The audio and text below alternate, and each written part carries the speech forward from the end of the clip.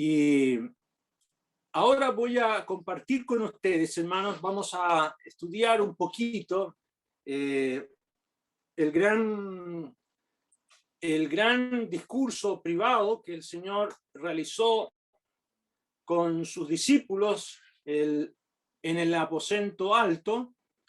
Ustedes a lo mejor habrán escuchado de esta ocasión tan especial que el Señor, después de celebrar la última Pascua y instaurar la cena del Señor, nuestro Salvador hace un discurso muy especial de 5 capítulos que solamente aparecen en el Evangelio de Juan. Y es interesante, hermanos, que el Evangelio de Juan es un evangelio que se dedica a recopilar lo que los otros evangelios sinópticos no tratan. Por ejemplo, en el Evangelio de Juan usted va a encontrar las bodas en Caná de Galilea, que no salen en los otros evangelios, la entrevista con Nicodemo, la entrevista con la mujer samaritana, y en forma especial casi un año de ministerio que el Señor tuvo antes de irse a Galilea, antes de la muerte de Juan el Bautista, que solamente aparecen en el Evangelio de Juan. Es muy interesante el Evangelio de Juan. Y el Evangelio de Juan, por ejemplo, contempla 4 Pascuas.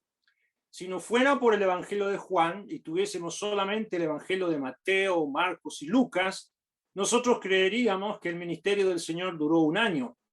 Pero gracias al Evangelio de Juan, podemos saber que el ministerio del Señor duró 3 años y medio aproximadamente. Ya es el periodo en que el Señor se manifestó como el enviado de Jehová, el siervo de Dios. De manera que el Sermón del Monte ocupa 5 capítulos, el Sermón del Aposento Alto, perdón, aquí en Juan ocupa 5 capítulos, desde el capítulo 13 hasta el capítulo 17. Y vamos a leer en el capítulo 13, vamos a leer el versículo número 1, en el Evangelio de Juan, capítulo 13, en el versículo número 1. Nos dice ahí, antes de la fiesta de la Pascua, esta es la última Pascua que menciona Juan, sabiendo Jesús que su hora había llegado para que pasase de este mundo al Padre, como había amado a los suyos que estaban en el mundo, los amó hasta el fin. Y cuando cenaban, como el diablo ya había puesto en el corazón de Judas Iscariote, hijo de Simón, que le entregase, sabiendo Jesús que el Padre le había dado todas las cosas en las manos y que había salido de Dios y a Dios iba, se levantó de la cena y se quitó su manto y tomando una toalla se la ciñó. Luego puso agua en un lebrillo y comenzó a lavar los pies de los discípulos y a enjugarlos con la toalla con que estaba ceñido. Entonces vino Simón Pedro y Pedro le dijo, Señor, tú me lavas los pies. Respondiendo Jesús le dijo, lo que yo hago tú no lo comprendes ahora, mas lo entenderás después. Pedro le dijo, no me lavarás los pies jamás. Jesús le respondió, si no te lavare, no tendrás parte conmigo. Le dijo Simón Pedro, Señor, no solo mis pies, sino también las manos y la cabeza. Jesús le dijo, el que está lavado no necesita sino lavarse los pies, pues está todo limpio y vosotros limpios estáis, aunque no todos, porque sabía quién le iba a entregar, por eso dijo, no estáis limpios todos. Así que después que les hubo lavado los pies, tomó su manto, volvió a la mesa y les dijo, ¿sabéis lo que os he hecho? Vosotros me llamáis maestro y señor y decís bien porque lo soy, pues si yo el Señor y maestro he lavado vuestros pies, vosotros también debéis lavaros los pies los unos a los otros. Porque ejemplo os he dado para que como yo os he hecho, vosotros también hagáis. De cierto os digo, el siervo no es mayor que su Señor, ni el enviado es mayor que el que le envió. Si sabéis estas cosas, bienaventurados seréis si las hiciereis. Hasta ahí vamos a leer, hermanos, yo solamente quiero abrirles el apetito para que lean este sermón privado que el Señor realizó a sus discípulos. Es uno de los sermones más ricos en doctrina, de más ánimo que pueda existir para nosotros los creyentes, ¿ya? Este sermón privado el Señor lo realizó en ese aposento alto, donde el Señor les dijo a los discípulos que un padre de familia que lleva un cántaro de agua les va a decir cuál es el lugar. Probablemente ese hombre, ese padre de familia, era el padre de Juan Marcos. Algunos creen que es precisamente allí, en la casa de María, que aparece también en el libro de los Hechos de los Apóstoles, donde se reunieron para recibir al Espíritu Santo en el día de Pentecostés. Es muy probable que así sea. Pero el sermón no se realizó totalmente allí en el aposento alto. Hay mucho que sucedió aquí, pero el Señor luego se retira, por ejemplo, en el capítulo 14. En el capítulo 14, ustedes me acompañan en el verso 31, dice, terminando el Señor esta sección, dice, más para que el mundo conozca que amo al Padre, y como el Padre me mandó, así hago, levantaos, vamos de aquí. Y hay un momento en que el Señor sale del aposento alto con sus discípulos y va camino al huerto de Getsemaní. El Señor finalmente cruza el torrente de Cedrón, tal como aparece ahí en el capítulo 18, ustedes me acompañan, en el capítulo 18, en el verso número 1, habiendo dicho Jesús estas cosas, se refiere al sermón privado, salió con sus discípulos al otro lado del torrente de Cedrón, donde había un huerto en el cual entró con sus discípulos. Y ahí ya el Señor está en Getsemaní. De manera que el sermón del aposento alto no es necesariamente allí confinados entre cuatro paredes, sino que en la noche de aquel jueves y casi de madrugada del día viernes, el Señor va dirigiéndose a Getsemaní con sus discípulos y hablándoles hasta que finalmente llega su arresto. Aquí en el capítulo 18, en el versículo número 28, nos dice el verso 28, llevaron a Jesús de casa de Caifás al pretorio, era de mañana, y ellos no entraron en el pretorio para no contaminarse y así poder comer la Pascua. Ahí tenemos que es la madrugada del día viernes, tal vez como las 3 de la madrugada. Han pasado muchas horas en todo este trance que el Señor va a vivir y ser llevado hasta su juicio final y la muerte suya en el Calvario. De manera que ese más o menos, hermanos, el contexto de lo que se trata este sermón privado que el Señor va a sostener con sus discípulos. Ahora, en el capítulo número 13 hay 3 eventos importantes en el capítulo número 13. Los 3 eventos son significativos y el primero de ellos, el primer evento importante en el capítulo 13 que el Señor va a narrar, tiene que ver con su ejemplo como siervo de Dios. Y ese ejemplo el Señor lo hace cuando se saca su manto, se ciñe la toalla y comienza a lavar los pies de los discípulos. Ese fue realmente un evento magistral, maravilloso, que solamente aparece aquí en el Evangelio de Juan. El tercer evento destacable que aparece en el capítulo número 13 es la traición de Judas. Ninguno de los que estaban allí sentados en la cena sabían quién era Judas, solamente el Señor. Volvamos al capítulo número 13, en el verso número 21, nos dice, habiendo dicho Jesús estas cosas, habiendo dicho Jesús esto, se conmovió en espíritu, mire qué interesante, el Señor se conmueve en espíritu, y declaró y dijo, de cierto os digo que uno de vosotros me va a entregar. Y aquí el Señor ocupa esta terminología en verdad, la misma que aparece cuando el Señor dijo, de cierto os digo, cuando habló con Nicodemo, hablando de la necesidad de nacer de arriba. Es un asunto sumamente importante que el Señor va a ser conmovido de espíritu y les dice que alguien de ellos lo va a entregar.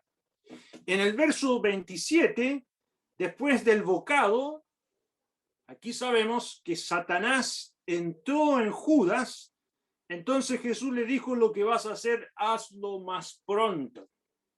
Aquí tenemos el hecho destacado y fundamental de lo que pasa con el que es el traidor. Finalmente, en el verso 30 dice, cuando él pues hubo tomado el bocado, luego salió y era ya de noche. Y vemos que Judas abandona el grupo y quedan solamente 11 apóstoles a los cuales el Señor les va a enseñar.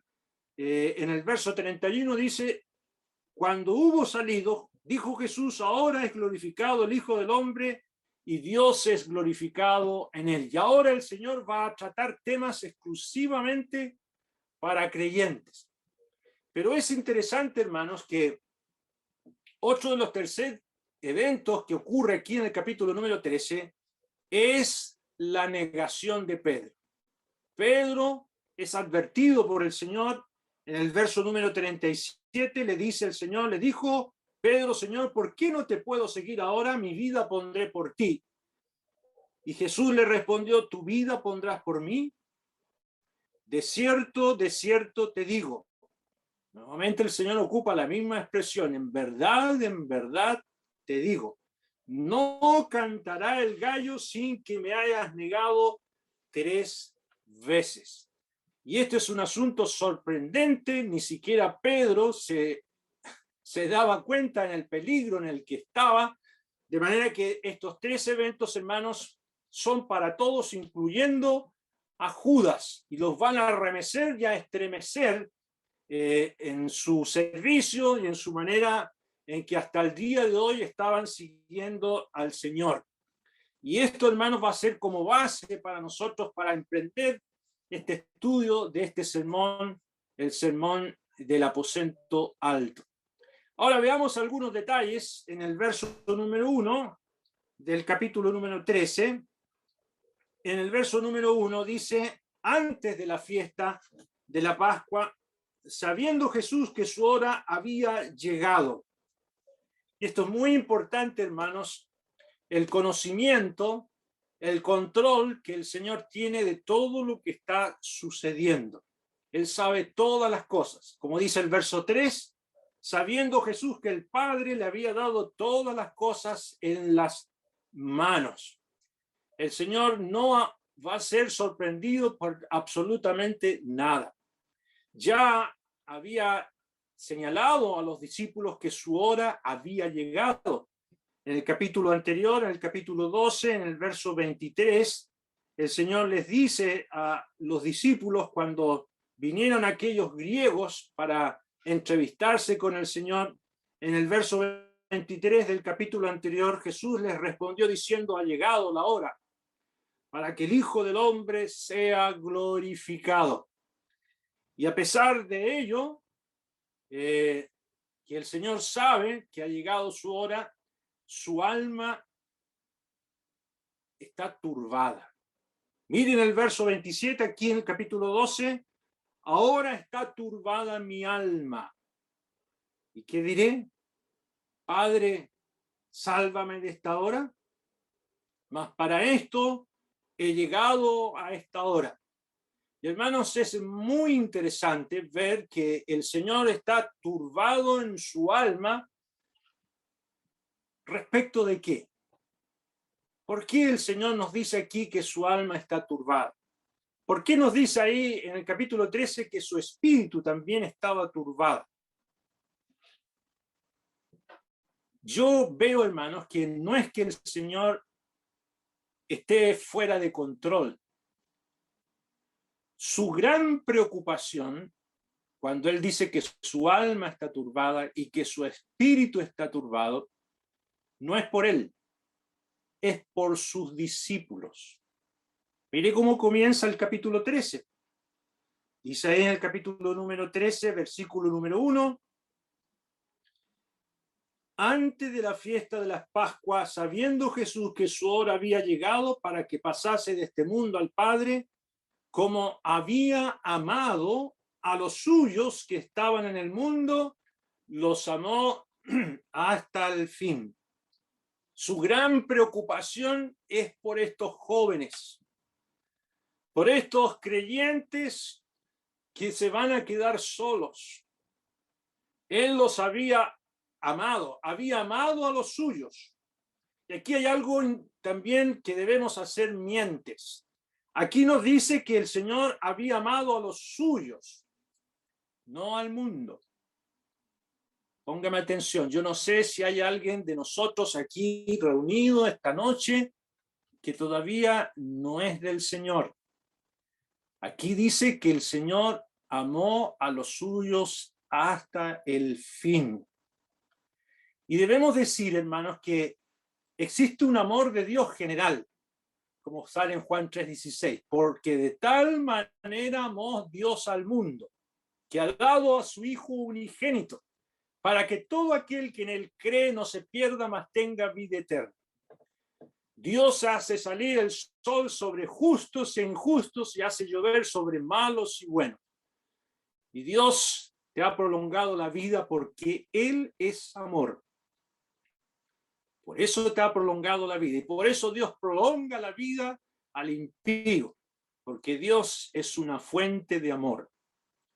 Pero eso no significa que Dios te ame como ama a los suyos. Aquí, hermanos, él dice, como amaba a los suyos, los amó hasta el fin. Este va a ser el gran tema de este sermón del aposento alto, distinguir quiénes son los suyos. Por ejemplo, en el capítulo 17, acompáñame en Juan capítulo 17, en el verso número 6, dice el Señor, he manifestado tu nombre a los hombres que del mundo me diste. Tuyos eran, y me los distes, y han guardado tu palabra. Mire el verso 9. Yo ruego por ellos, no ruego por el mundo, sino por los que me distes, porque tuyos son, etcétera, etcétera. Y el Señor va a puntualizar y va a hablar mucho de aquellos que son suyos. ¿Y qué pasó con Judas? Judas nunca fue del Señor. Nunca se arrepintió de sus pecados. Fue un hombre que vivía con un doble estándar. Se hacía pasar por apóstol. Recibió el estatus de apóstol, pero no era del Señor. El Señor va a distinguir que su amor es por los suyos. Y usted me dirá, bueno, pero si a mí el Señor me prospera, me guarda, me da trabajo. Una señora me decía acá cerca, me decía, pero Dios siempre está conmigo porque no me falta nada. Y yo le decía, mire, asegúrese si usted es de los del Señor o si Dios le está dando a usted lo que le da a todo el mundo. Incluso a los que están en la cárcel, Dios los alimenta y los bendice, porque Dios es amor. Pero distinto es que uno sea del Señor. Y su amor especial, que nos manifiesta el capítulo 13, verso 1, se refiere entonces a esta calidad de cuidado y de amor sacrificial de Cristo por aquellos que creen en Él. ¿Ya? Volvamos al capítulo número 13. Ahí en el verso número 1 nos dice que sabiendo Jesús que su hora había llegado para que pasase de este mundo al Padre. Ha llegado esa hora. Y ese es el camino que luego va a anunciar en el capítulo 14. Yo soy el camino, la verdad y la vida. ¿Cuál es ese camino? Este camino que está mencionando aquí, por el cual va a ir al Padre. El camino del juicio de Dios sobre su persona. Y el Señor sabe que tiene que recorrerlo. no es el mismo camino por el cual vino desde el cielo. Es un camino de sufrimiento. ¿Y por qué lo va a recorrer? ¿Por qué va a ir por ese camino, tomar esa copa amarga del juicio de Dios? ¿Existiría alguna otra posibilidad? Bueno, el diablo se lo propuso. ¿Recuerdan ustedes en la tentación lo que le dijo el diablo? Ahí en el Evangelio de Juan, capítulo 4, verso 5, le llevó el diablo a un alto monte y le mostró en un momento todos los reinos de la tierra. Y le dijo al diablo: a ti te daré toda esta potestad y la gloria de ellos, porque a mí ha sido entregada y a quien quiera lo doy. Y si tú postrado me adorares, todos serán tuyos. Y saben, amigos y hermanos, existía la posibilidad de tomar todo lo que Adán perdió sin pasar por la cruz. Mire el diablo que es hábil. Es un camino sin sufrimientos. Es un camino muy corto, aparentemente corto, pero es el camino más egoísta y que no traería ninguna gloria para el Padre. Y nosotros sabemos por la Biblia que era imposible que el Señor fuese tentado y que tomara ese camino corto. Ahora, hermanos amados, el diablo siempre va a proponernos un camino sin sufrimiento y un camino más corto. Ten mucho cuidado. ¿Por qué el Señor no tomó ese camino? Volvamos a Juan capítulo 13, versículo 1. Dice ahí: como había amado a los suyos que estaban en el mundo, los amó hasta el fin. Esa palabrita hasta el fin podríamos traducirlo: los amó a perfección, hasta las últimas consecuencias, con un amor perfecto. Alguien ha traducido esto: hasta el último límite del amor perfecto. Y sabe, si Dios tiene como atributo que Él es infinito, si Dios es perfecto, si Dios es inmutable, ese amor que Cristo tiene por los suyos no cambia y es infinito. Y hermano, yo me regocijo porque les debo confesar que muchas veces he fallado, pero su amor no ha cambiado. Posiblemente mi amor sí ha cambiado, pero el amor del Señor es hasta el fin, no cambia, es infinito. El mismo amor que me recogió de mis pecados y me dio vida eterna, sigue siendo el mismo amor hasta el fin. Oh alma querida, yo no sé si tú tuviste padres terrenales. He conocido muchos hermanos que me han dicho que no tuvieron un padre terrenal, un padre cercano, a alguien a quien expresarle afecto, recibir afecto paternal. Y yo le decía: si tú eres un hijo de Dios, tú puedes disfrutar del amor del Padre. Puedes regocijarte en que tu Padre es Dios.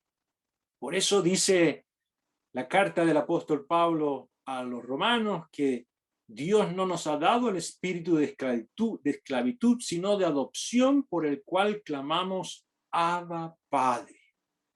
¿Y qué significa eso? Es una expresión de familiaridad y de confianza con Dios. Y nos podemos acercar como un pequeño que balbucea. La palabra Abba es de los labios de un niño que apenas le puede decir papito a su padre.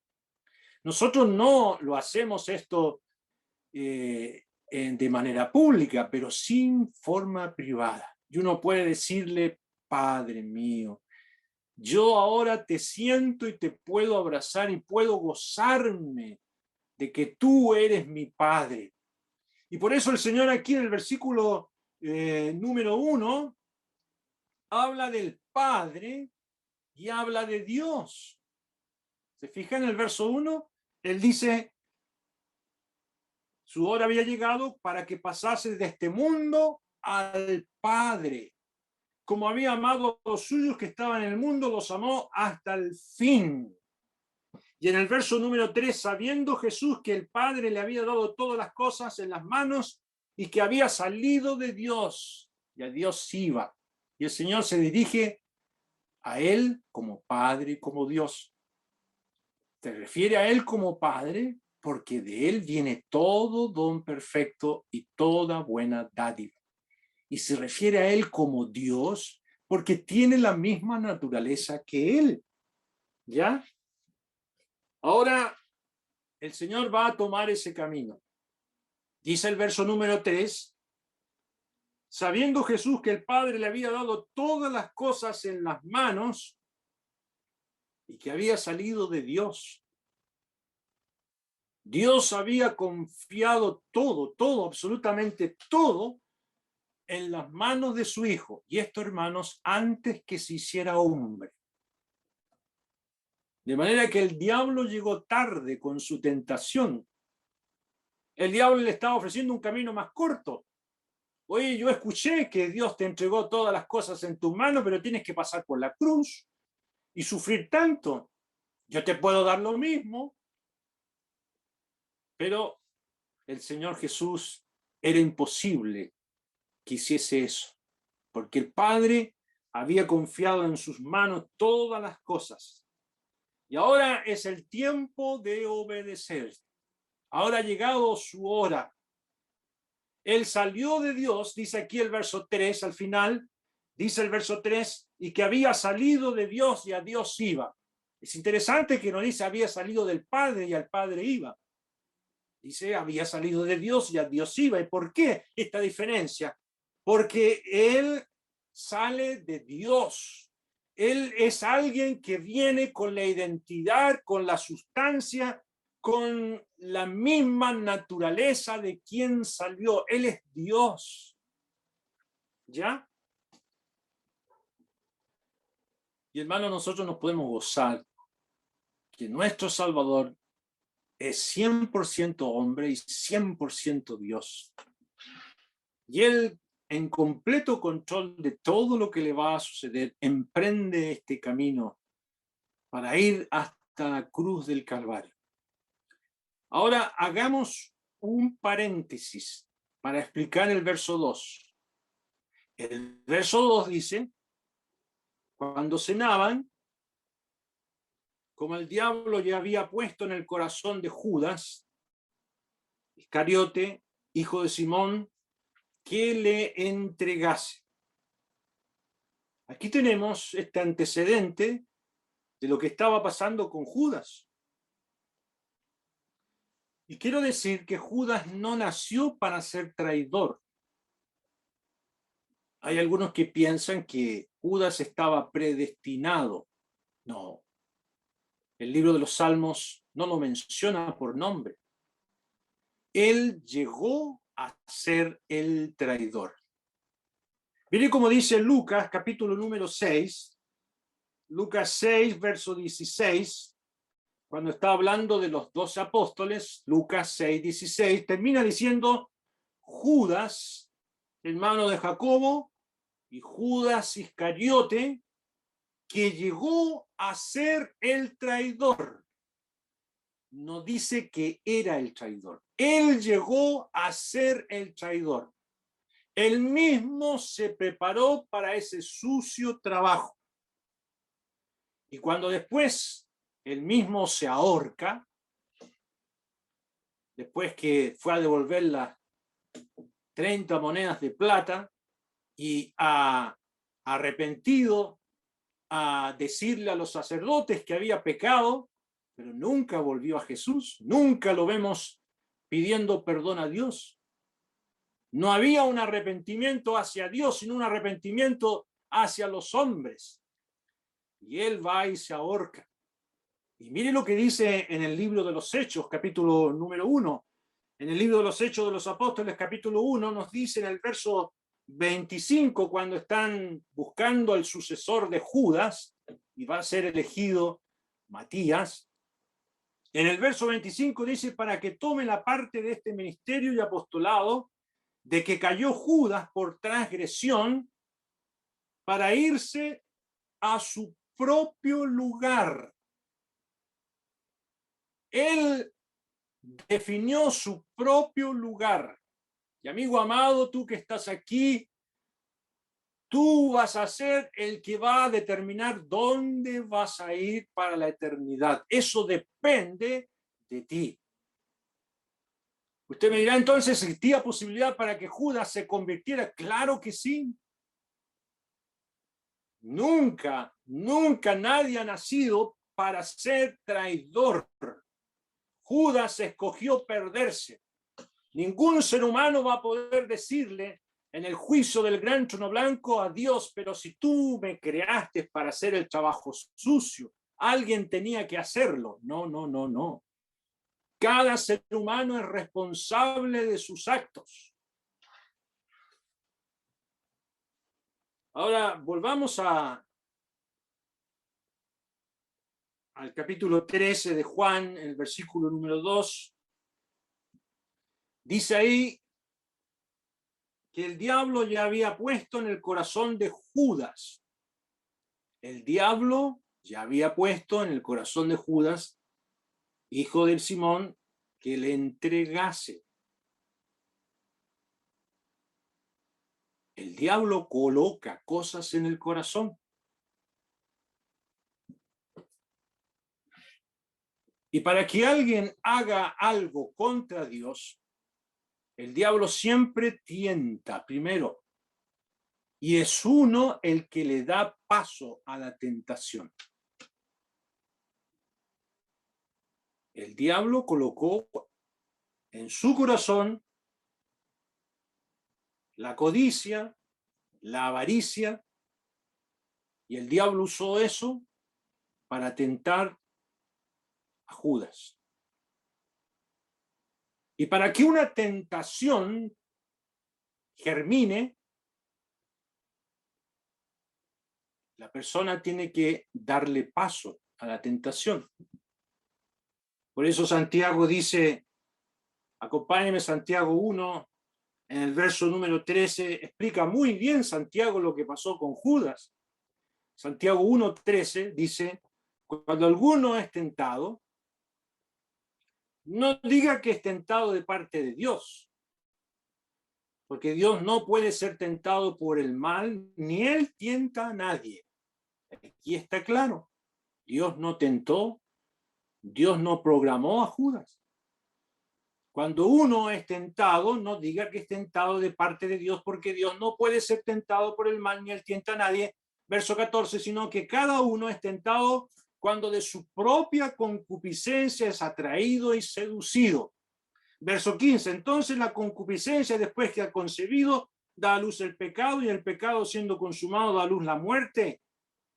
¿Se fija cómo es el proceso?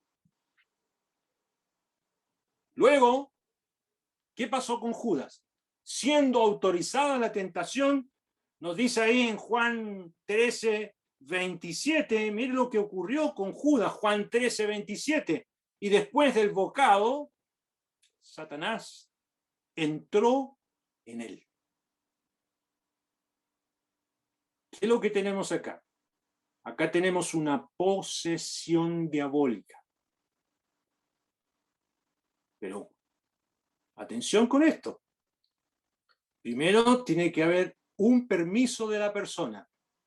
La persona admite la tentación. En segundo lugar, como el diablo ve abierto ya el corazón, el diablo se mete.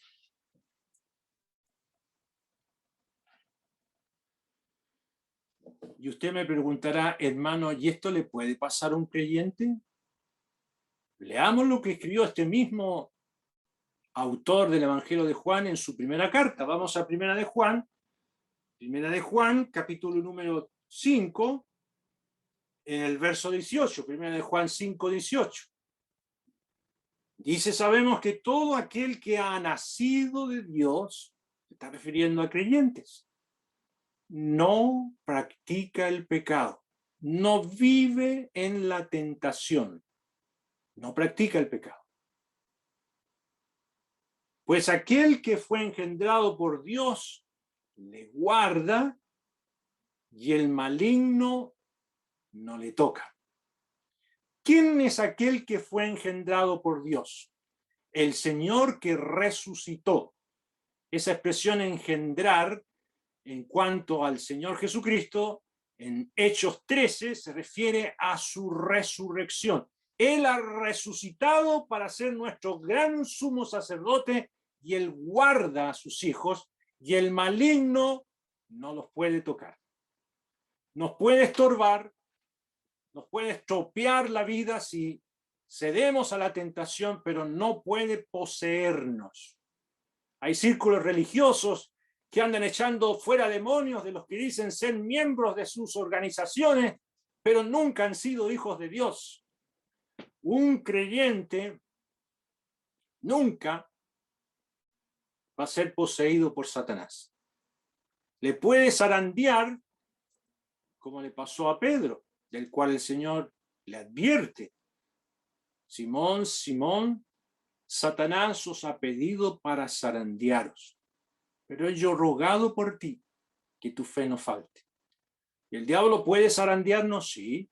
¿Puede estropearnos la vida? Sí, si nosotros cedemos a la tentación. Pero no puede hacer morada dentro del corazón, porque el creyente ha nacido de nuevo. ¿Y quiénes son los que practican el pecado? Primera de Juan, capítulo 3, versículo 8. Aquí mismo en Primera de Juan 3, 8, el Espíritu explica: el que practica el pecado es del diablo. Porque el diablo peca desde el principio, para esto apareció el Hijo de Dios, para deshacer las obras del diablo. ¿Usted tiene algún vicio y dice ser creyente? ¿Usted frecuenta la pornografía? ¿Usted fuma? ¿Usted, a escondida de su esposa o sus seres queridos, tiene alguna botellita de whisky, alguna cosa de ese estilo? ¿Es usted alguien que vive como Judas, aparentando ser creyente? El que practica el pecado es del diablo. ¿Qué es lo que es practicar el pecado? Es hacer algo todos los días como hábito y no arrepentirse. Hermano amado, yo te quiero pedir en el nombre del Señor esta noche: si tú dices ser un verdadero hijo de Dios y estás practicando el pecado, arrepiéntete ahora mismo. Dile al Señor: Señor, estoy viviendo un doble estándar, algo que no es real en mí, porque eso no es real para un hijo de Dios. El creyente, solo el creyente, puede retirarse de la práctica del pecado. Si confesamos nuestros pecados, dice esta carta, miren lo que dice el capítulo 1, primera de Juan, capítulo número 1, en el verso número 9, dice: si confesamos nuestros pecados, Él es fiel y justo para perdonar nuestros pecados, limpiarnos de toda maldad. Un querido hermano me decía: pero hermano Camilo, eso ya lo he hecho todas las noches, estoy en lo mismo, ya me da vergüenza venir nuevamente al Señor. Yo le dije: no te dé vergüenza, hermano mío. Si tú eres un hijo de Dios, sabes la forma verbal aquí. Si confesamos, la forma verbal dice: si reiteramos en confesar nuestros pecados, sean 10 veces, sean 20, 50, 100,000 veces, no importa, porque el Señor murió por tus pecados. Si reiteramos en confesar nuestros pecados, Él es fiel y justo para perdonar. También ese verbo perdonar podría decir: reiterará en perdonarnos nuestros pecados y limpiarnos de toda maldad. Saben, hermanos amados y hermanas amadas, que la confesión limpia el alma, deja al creyente como si nunca hubiese pecado. La confesión es la reconstitución de una escena. Cuando se comete un crimen, viene la policía y reconstituye la escena, ¿no es cierto? A dónde estaba el criminal, a dónde estaba la víctima, y se hace todo un estudio de lo que sucedió. La confesión es eso. No le vaya a decir a usted, Señor, perdóname porque pequé esta noche nuevamente como ayer. No, eso no es confesión. Tú tienes que decirle, Señor, mire, hice esto, esto y esto otro. Y mientras tú vayas confesando tus pecados, el Señor te va a ir limpiando de toda maldad. Y vas a quedar limpio.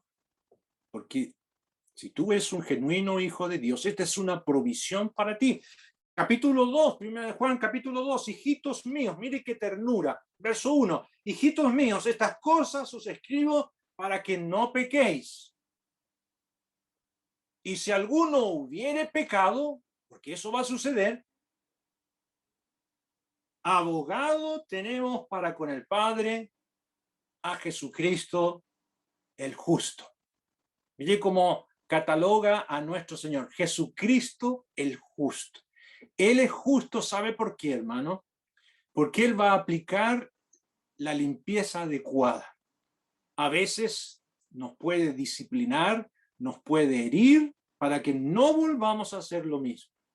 Y aplicará el castigo justo. Y aplicará la provisión justa para nuestra necesidad. Tenemos a Jesucristo nuestro abogado. Y Él intercede por nosotros. Esa abogacía del Señor no solamente es a distancia, sino que también muy cercana, porque está el Espíritu Santo, el otro Paracleto, también como abogado, llevándonos a esta confesión y renovando en nosotros lo que ha sido ensuciado por el pecado. Así que el que practica el pecado es del diablo. Si un creyente peca, puede retomar su rumbo por la confesión. Judas nunca fue del Señor. Bueno, volvamos a Juan, capítulo número 13, en el verso número 4.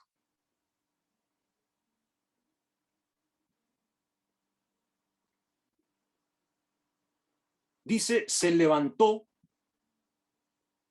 de la cena, se quitó su manto y tomando una toalla, se la ciñó. Yo me parece que tenía por aquí un dibujo, anduve buscando algunos dibujos que representaran esa sorprendente escena. No sé si la tienen ahí, ¿la ven esa escena o no? Sí, ahora la estamos viendo perfectamente. A mí me sorprendió este dibujo. Realmente, hermanos, es lo que el Señor hace, es algo sorprendente. El Señor se levanta de la cena. En ese tiempo las mesas no eran como las que tenemos nosotros, no habían sillones ni sillas, sino que se recostaban ellos a nivel de una mesa central, todos casi apoyados en la mesa central y los pies hacia atrás, y ahí cenaban. Y el Señor hace algo sorprendente. Se levanta de la cena y dice aquí, se quitó su manto y tomando una toalla se la ciñó. Y saben, hermanos, que en el mundo judío de ese tiempo había alguien quien hacía este trabajo, porque las calles estaban de una alfombra llena de polvo y cuando llovía, eso era una piscina de barro, de manera que todos andaban con los pies sucios. Y cuando uno llegaba a una casa, siempre había un esclavo destinado para lavar los pies. Pero en esta ocasión no había nadie, no había ni un esclavo. Y aún más, entre ellos, no había ni una disposición de verdadero servicio sacrificial. El Señor se quitó su manto. En ellos, en los discípulos, habían aspiraciones de mucho orgullo, de poder. Y como lo dice Lucas, capítulo 22, me gusta mucho como lo describe Lucas, en el capítulo 22, el verso 24, Dice, hubo también entre ellos una disputa sobre quién de ellos sería el mayor. Yo no sé si ahí en la iglesia en Nueva York o en Elizabeth o aquí en Chile o en Colombia o en Perú, en cualquier iglesia de los que están aquí representados, yo no sé si entre ustedes ha habido esta disputa. ¿Quién tiene la última palabra? ¿Quién tiene más jinetas? ¿Quién es el mayor? Verso 25. Pero él les dijo, los reyes de las naciones se enseñorean de ellas y los que sobre ellas tienen autoridad son llamados bienhechores, mas no así entre vosotros, sino el mayor entre vosotros como el más joven y el que dirige como el que sirve. Porque ¿cuál es el mayor? ¿El que se sienta a la mesa o el que sirve? No es el que se sienta a la mesa, mas yo estoy entre vosotros como el que sirve. Y hago énfasis, hermanos, que el Señor estuvo entre ellos, no sobre ellos. Un anciano nunca está sobre los demás. Un anciano nunca está sobre sus coiguales. Un anciano siempre está entre los demás. Y cualquiera de nosotros en la iglesia, queridos hermanos, ¿qué es lo que hace el Señor? Yo estoy entre vosotros como el que sirve. El Señor se quita su manto, como nos dijo Juan.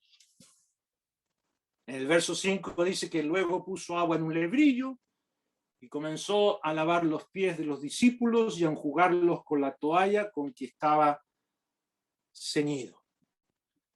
El verso, el sustantivo manto está en plural, posiblemente además de su manto, hermosísimo que usaban ellos como maestro, es muy probable también que se sacó su cinturón de trenzas, dejó todo eso allí donde él estaba, tomó esa toalla, se la ciñe, un lebrillo con agua y comenzó a lavar los pies de los discípulos. ¿Y qué es lo que es esto, hermanos?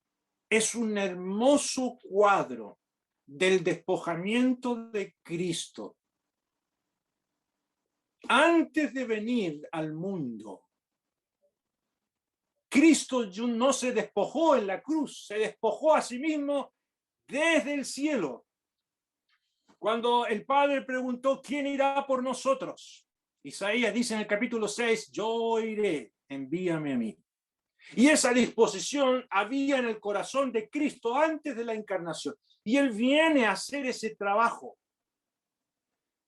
Deja su manto real y se ciñe de la toalla de un siervo, la vestimenta de un siervo, y comienza a lavar los pies de los discípulos. Y hermanos, este es el trabajo que hizo nuestro Redentor.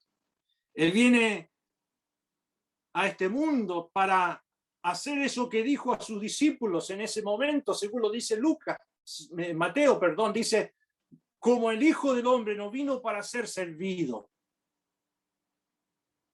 sino para servir y para dar su vida en rescate por muchos. Y este cuadro, esta escena, hermanos, es un cuadro gráfico de lo que va a ocurrir en la cruz. Cristo se va a entregar a morir por los suyos. Se va a entregar a morir, si bien es cierto, por todo el mundo. Su obra alcanza para todo el mundo. Si hubieran más mundos, habría para todos otros mundos, porque su obra es magnífica. Pero aquí vemos, hermanos, su despojamiento hasta la cruz del Calvario. Bueno, nadie de ellos estaba dispuesto a hacer este trabajo sucio. Entre ellos tenían disputas quién era el mayor. Esos pensamientos individualistas, egoístas. Nosotros somos así, somos arribistas. Queremos servir siempre y cuando ellos nos reporte grandeza.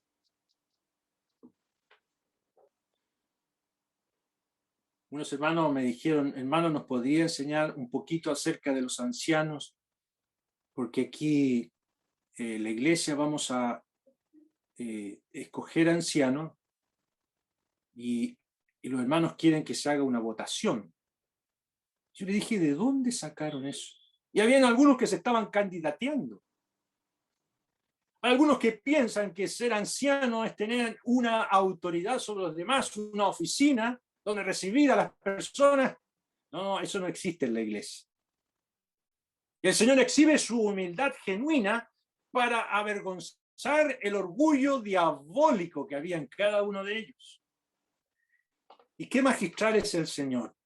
El Señor siempre enseñó a sus discípulos con el ejemplo. Y hermanos ancianos, les digo en el nombre del Señor, la manera de guiar en el pueblo de Dios siempre es con el ejemplo. Con el ejemplo. Miren el verso número 13. En el verso 13 dice, vosotros me llamáis maestro y señor y decís bien porque lo soy. Ustedes tienen razón, yo soy maestro y señor. ¿Y por qué dice esto el Señor? Porque Él no dejó de ser el Señor por ser siervo. Él nunca dejó de ser Dios por hacerse siervo.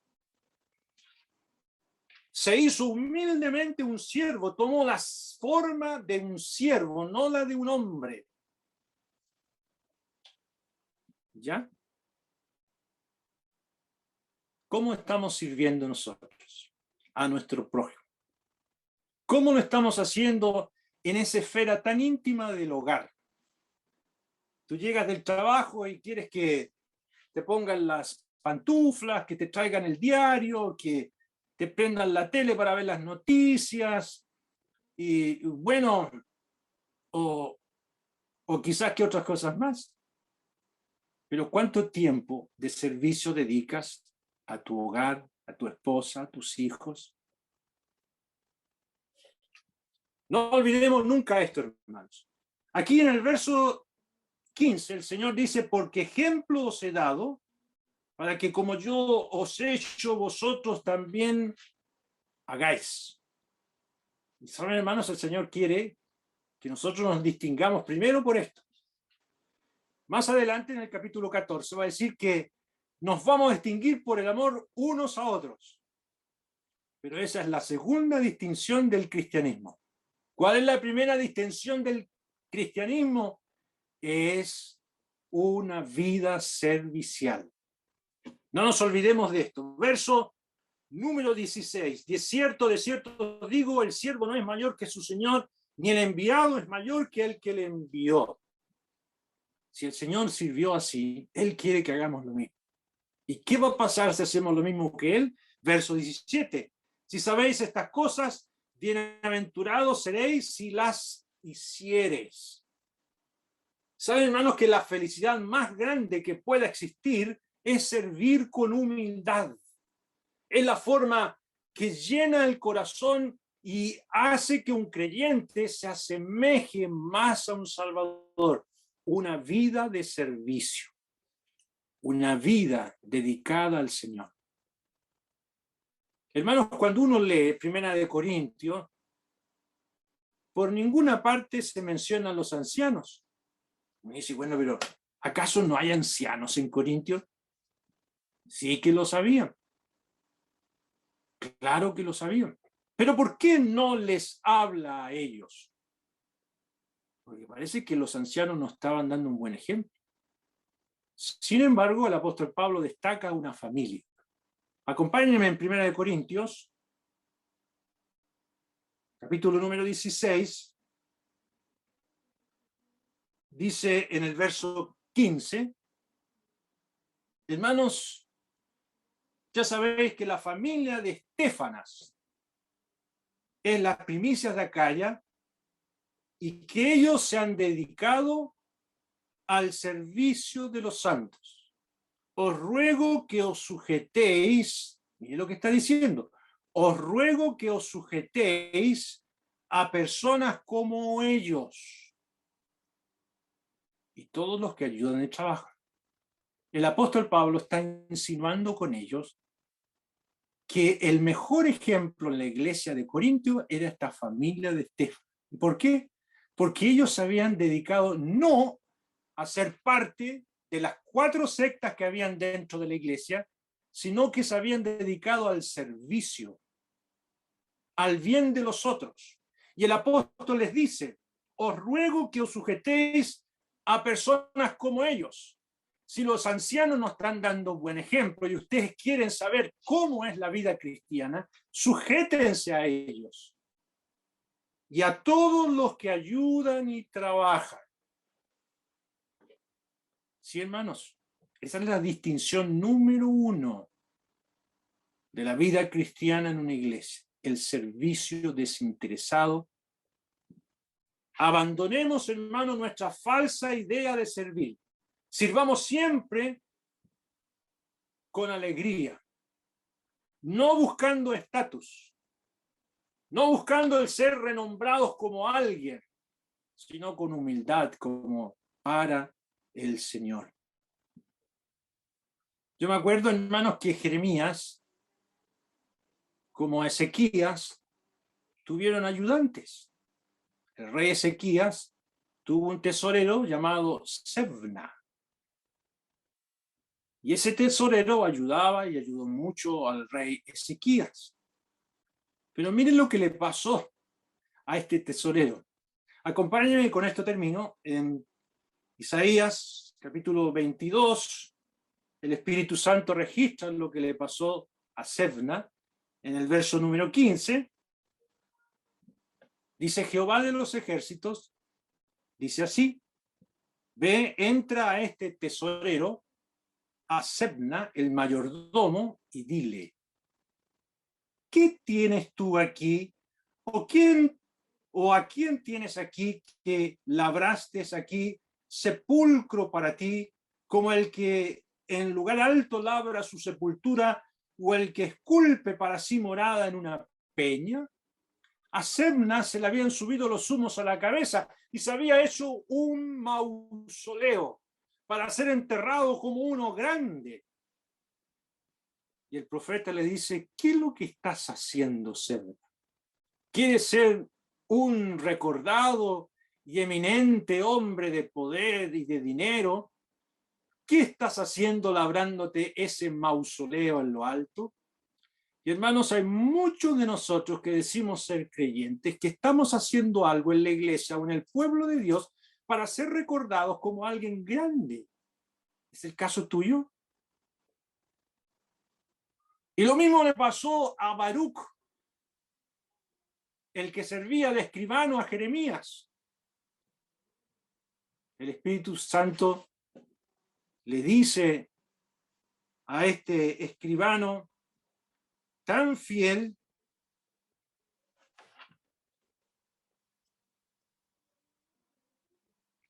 le dice, ¿y tú buscas para ti grandezas? No las busques.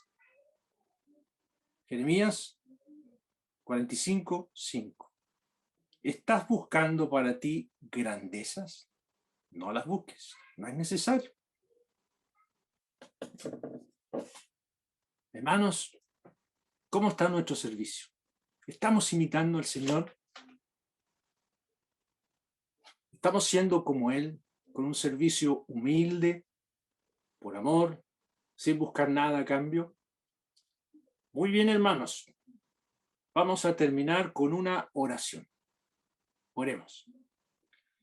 Padre amado, queremos agradecerte por tu Hijo, el Señor Jesús, que estuvo acá, que se estremeció en su alma cuando ya su hora se estaba acercando, y se estremeció en su espíritu cuando señaló a Judas como el traidor.